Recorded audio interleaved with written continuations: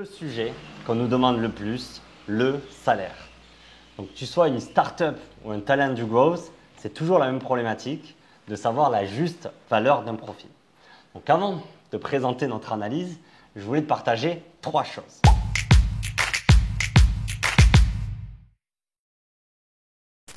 La première, c'est un peu un disclaimer, c'est qu'on ne détient pas la vérité absolue. Alors oui, on est omniprésent dans l'écosystème growth, on est en interaction directe avec une très grande majorité des profils en France. Pourtant, ça reste une étude et certains chiffres peuvent décorréler de votre quotidien. Les métiers du growth se démocratisent de plus en plus et cette grille est vouée à évoluer.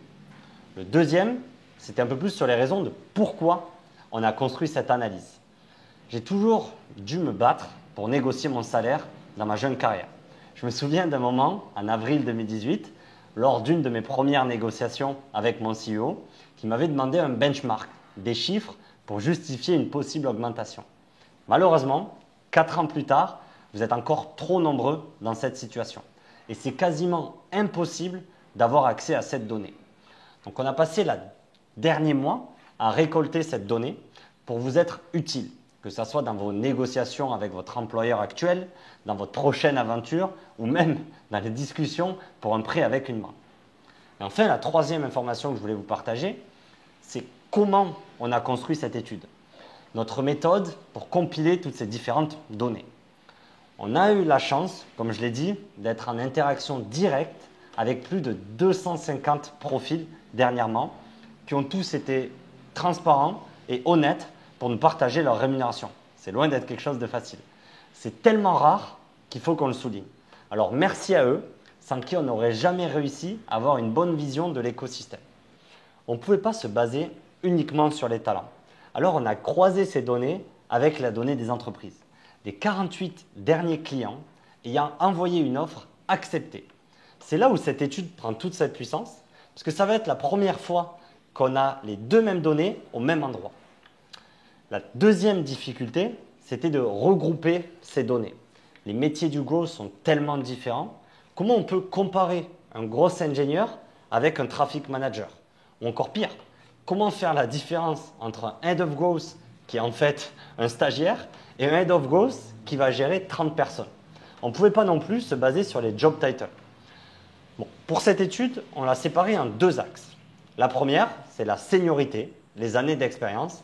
Et la deuxième, ça va être le management ou non de personnes. On est assez confiant avec ces 2 axes et ça nous a permis de créer 10 catégories. Donc vous allez forcément vous retrouver dans l'une de ces catégories. Allez, fini le suspense, passons aux chiffres. Donc vous pouvez retrouver 2 grilles.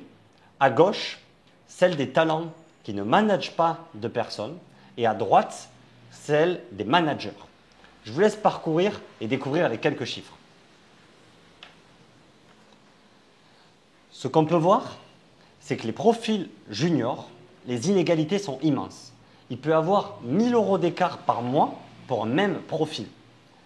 Une autre étude, c'est qu'il n'y a pas besoin d'être manager pour avoir des gros salaires. Il y a une réelle pénurie de profils growth, notamment sur le SEO, sur le CRM ou même le paid, qu'un profil avec 5 ans d'expérience est très bien rémunéré. On peut même voir que la différence des salaires est relativement faible entre un manager et un expert. Recruter son équipe ne paye pas énormément. Une donnée qui nous fait énormément plaisir, c'est de voir que certains talents affichent des rémunérations à 6 chiffres. C'est possible. Soyez patient et faites-vous confiance. Vous avez beaucoup plus de détails dans l'article qui présente cette étude, donc je vous laisse le découvrir et le parcourir de votre côté. Pour finir, c'est une première brique, encore loin d'être parfaite. Il y a plein de sujets qu'on aurait aimé partager, comme la différence entre Paris et la province, les inégalités des salaires pour les personnes en remote, le ratio entre fixe et variable, la différence en fonction des industries, ou encore l'impact du diplôme ou d'un bootcamp.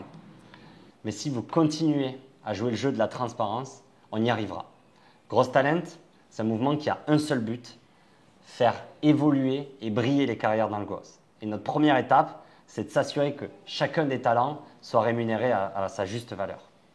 Alors on attend vos feedbacks sur cette première étude.